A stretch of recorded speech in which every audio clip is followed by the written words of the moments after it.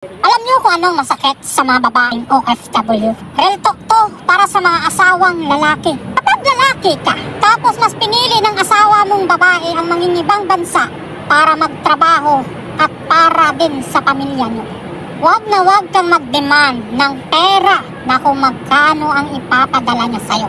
Bakit?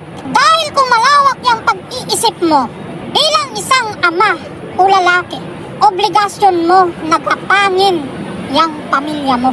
Hindi na asawa mong babae ang gagapang para sa pamilya ninyo. At ito pa ang malupit. Kapag nagpadala ang asawang babae ng perang hindi naman ganun kalaking halaga, bakit ito lang? Magkano bang sinasahod mo? Sana hindi ka nalang nagpadala kung ganito lang kaliit ang ipapadala mo. Yan minsan ang karamihang sumbat ng mga lalaking tamad. Pahilata-hilata lang. Kung sino pa yung walang ginagawa, sila pa yung may karapatang manita. At ang masakit pa, sila nga lang yung umaasa sa padala ng kanilang mga asawa. Sila pa yung may lakas ng loob.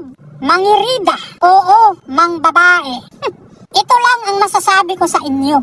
Kung tunay na may bayag kang lalaki, huwag mong hayaan yung asawa mo ang magbabanat ng buto para maahon yan sa kahirapan yung pamilya mo. Yung asawa mo nagpapakahirap sa ibang bansa, tapos ikaw nagpapalaki lang ng itlog.